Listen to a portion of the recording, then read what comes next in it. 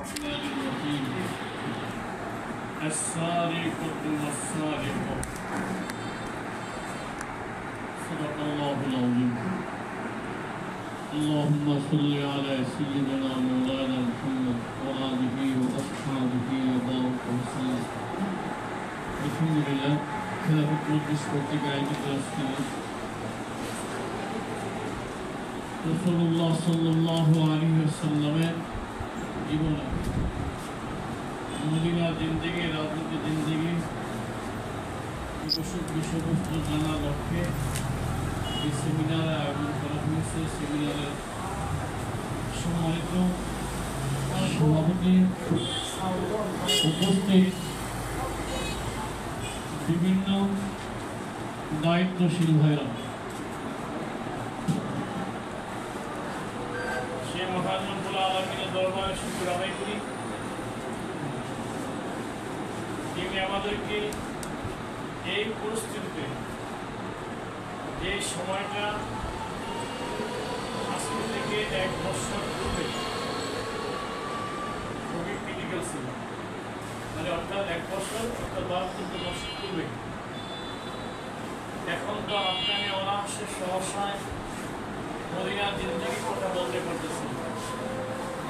মদিনার জিন্দেগি বলাই মানে কি, যারা দুনিয়ার রাজনীতিবিদ, সেকুলার রাজনীতি করে তাদের গায়ে আগুন ধরে, বিশেষ করে বিদ্রোহী যারা আছে তাদের গায়েও আগুন ধরে।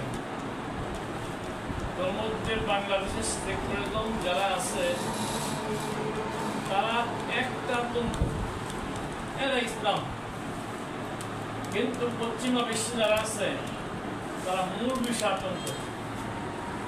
কারণ আমরা মুসলমান হয়ে যেটুকু ধারণা না নেই, এরা ইহুদি নেসরা খ্রিস্টান তারা অত্যন্ত সুকৌশলে জ্ঞান খাটায়। রাসূলুল্লাহ সাল্লাল্লাহু আলাইহি ওয়াসাল্লামের মদিনার জিন্দেগিটা একটা স্বচ্ছ জিন্দেগি পৃথিবীতে আর হয় নাই, ওনার মতো আপনি কেউ আসবেও না। এমন একটা জিন্দেগি, যে জিন্দেগি যেখানে দাঁড়ায় সেখানে ইচ্ছা কায়েম হয়, যেখানে মদিনার জিন্দেগি দাঁড়ায় কল্যাণমুখী রাষ্ট্র কায়েম হয়, যেখানেই মদিনার জিন্দেগি দাঁড়ায় সেখানে মানবতা সৃষ্টি হয়, যেখানে মদিনার জিন্দেগি আলোচনা হয় তখন নিজেদের মন মতো ইচ্ছা অনুযায়ী সমাজ রাষ্ট্র পরিচালনা করে লেখক হয়। যার জন্য পশ্চিমাদের গায়ে 100% আগুন ধরে। বাংলাদেশের সেকুলার রাজনীতি যারা করে তার কাছে 20%, কারণ নিশ্চিত কিছু মুসলমান নামাজ পড়ে, আবার রাজনীতির ফায়দা হাসিলের জন্য এটা বিরোধিতা করে, এই জন্য এটা পার্সেন্টেজ কম। কারণ মদিনার জিন্দেগিটা এমন একটা জিন্দেগি যেটার দ্বারা সমস্ত সংঘর্ষ করে, সমস্ত নৈরাজ্য খতম, সমস্ত অশ্লীলতা হেয়ারপনা খতম, এমন একটা জিন্দেগি অন্য করে যেখানে আর থাকবে না। যেমন আমি ছোট্ট একটা আইন করছি, আর সারিকু বাইনাহুম, এটা সহজ ভাষায় আপনারা জানেন, সেটা হলো রাসূলুল্লাহ সাল্লাল্লাহু আলাইহি ওয়াসাল্লাম মদিনাতে যায়া কিসাস অর্থাৎ বিচার বিভাগটা খুব মজবুতভাবে ধরছিলেন। কেন, কি কারণে?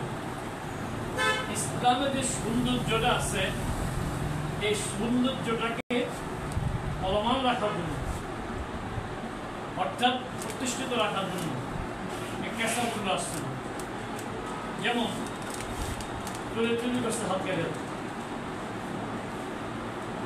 এটা আল্লাহ তাআলার বিধান। আমরা মুসলমান হিসাবে এটাকে আমরা অস্বীকার করি। অর্থ আমাদের দেশের সংবিধান আইনের কারণে পারে না, যেহেতু এই আইনগুলো পশ্চিমা, কিছুদিন আগে বলছিলাম পশ্চিমা গায়ে 100% আগুন ধরে, কারণ এদের কর্তব্য মানবতা বিরোধী, হাত কাটা। আল্লাহ তাআলা বলছে সে চুরি করছে, হাত কেটে দাও। অর্থাৎ পর্যায়ে আছে, মূল বিষয়ে তোরা ভাবলাম। দেখো আল্লাহ বলছেন কালো, আর পশ্চিমা রাজনীতি যারা করে সেগুলো রাজনীতি, তারা বলে মানবতা বিরোধী। এখন কারটা মানব? আল্লাহটা মানব, ওইটা ধারণ করতে পারি না। কেমনি পারি না তার উদাহরণ, যদি এইটাই হয় হাত কাটলে যদি মানবতা বিরোধী হয়, সে আমেরিকার নির্দেশে ইসরায়েলের ওপর ইসরায়েলরা ফিলিস্তিনের উপর বরাবর হামলা করতেছে, এইটা একদৃষ্টে কি না মানবতা বিরোধী না, এটা একদৃষ্টে কি সন্ত্রাসতম, ওটা হয়েছে না। এখন এটা আলোচনা লম্বা। ফায়দাটা কি হইতো? ওরে চুরি করছে, হাত কেটে দিলে ফায়দাটা কি? অর্থাৎ প্রকাশ্যে মসজিদের সামনে কাজী সাহেব আসবে, অবস্থা দৃশ্যমান দেখবে, হাত কেটে দাও। একটা হাত কেটে দিলে দৃশ্যমান সবাই দেখলো, বাকি অপরাধী যারা আছে তারা অপরাধ করতে সাহস পাইব।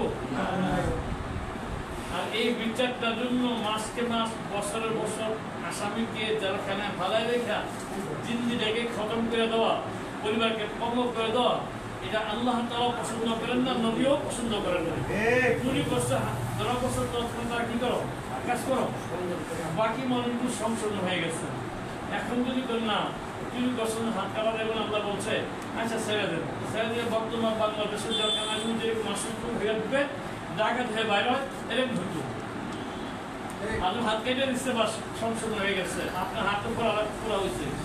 ডাক্তার বলতেছে যে আপনি এই জায়গাটা কেটে দেন, খোলাটা ফালাই দেন, পুরা হাতটা পুরা শরীরটা আপনার টিকে দেবে। এখন আপনার অপারেশন থিয়েটারে নিল, আপনি যদি বলেন ডাক্তার সাহেব আপনার হাতটা কাটতে গেছিলেন, দয়া করে আপনার হাতটা না কেটে কেমন ভালো হয়। ডাক্তার সাহেব ভাই ঠিক কাটলাম না, ডাক্তার সাহেব আপনার কথা দয়া করছে।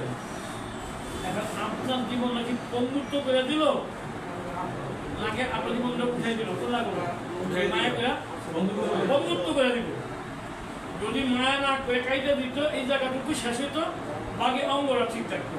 তো ঠিক শরীয়তের আইনগুলো এরকম মদিনার যা রসুল বলছেন, যে কোনো একটা কোশ্চেন, ফাতেমার নাম শুনছেন না, হাত কেটে দিচ্ছে, কেউ এই সুপারিশ করতেছে অসম্ভব, আল্লাহর বিধান সব সতর্ক। নবী বলছেন আমার মাইয়া ফাতেমা করলো, কি বলছো ঠান্ডা গেছে না?